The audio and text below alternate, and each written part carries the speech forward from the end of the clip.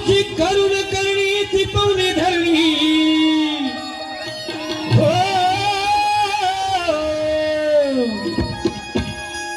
आखी करुण करणी ती पावले धरणी आणि ती भयान रात होती जेव्हा अरे माणसाला माणूस म्हणून खपवलं जात नव्हतं आणि त्या फेऱ्यामध्ये महामानवाचा जन्म झाला आणि म्हणून लक्ष्मण दादा राजगुरू म्हणतात अशी करुण करणी ती पावली धरणी आणि ती भयान रात होती जेव्हा आणि अंधेऱ्या वस्तीत विमान धावला